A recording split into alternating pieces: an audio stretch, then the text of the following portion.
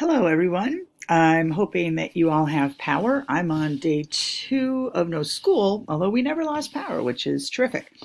All right, so week 8 is adaptive and assistive technology. Before I get started with the content, I want to remind you that we have a conference call on Tuesday at 7. It's not required, but it should be interesting. I'm taking this other class and we did a video conference call, which I'm not putting you through.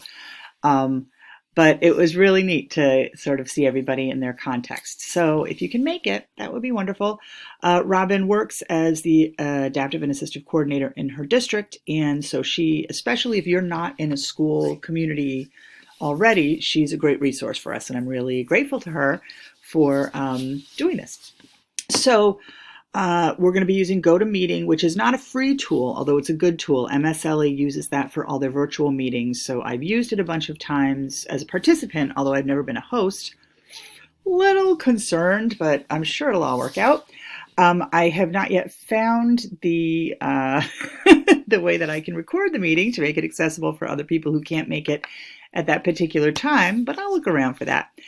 All right, so hopefully you will be able to attend that. I sent the link through the email tool in Canvas.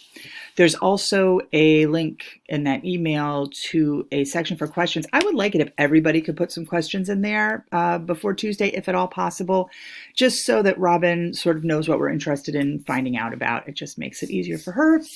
And while she's doing me a favor with this, I would like to make it easier. All right. So for this week, read the articles and explore the websites. Hopkins 2004, it's an older article, but it's librarian centric. It deals specifically with our place and our role in this. So I want you to definitely read Hopkins 2004 as your jumping off point. The rest of the articles are really interesting. Where is it? Victoria Jones has just written a couple of recent ones. The Tools of the Trade, which is the one that looks at CAST, which is a Universal Design for Learning organization. The links on that are no longer specific, but it does take you to the CAST website, and then you can use the bar at the top of the website, and you can use that to find the tools that they talk about.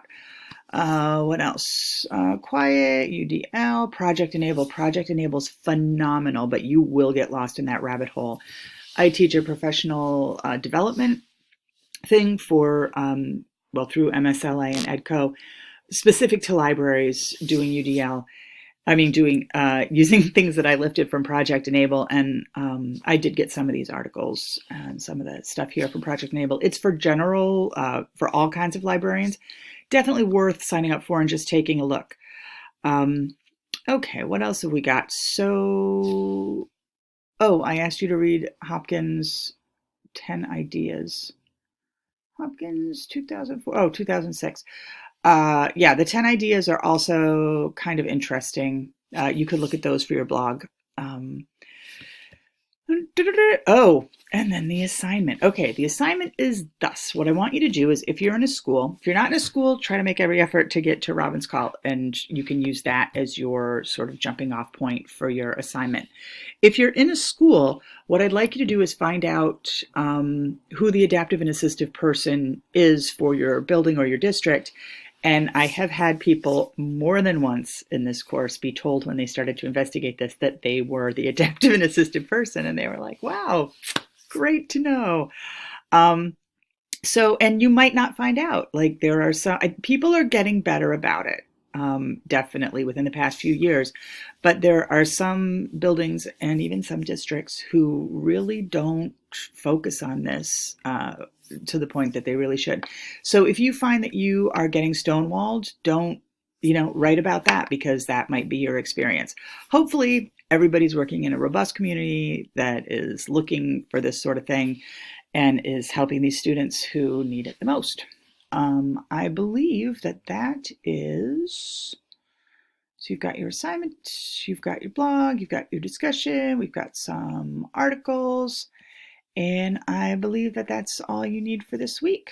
All right, this is our kind of last week of tool exploration. After this, we start building stuff.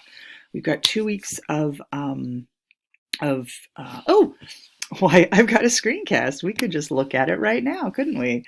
So we've got our 2 weeks of making your student technology promotion project and then teaching teachers. Then we go into cataloging for 2 weeks. And then we've got our 2 weeks really of OPAC's online public access catalog, and then a response to the OPAC project, which is really fun, where you get to sort of look at what everybody else is doing. And then we're done.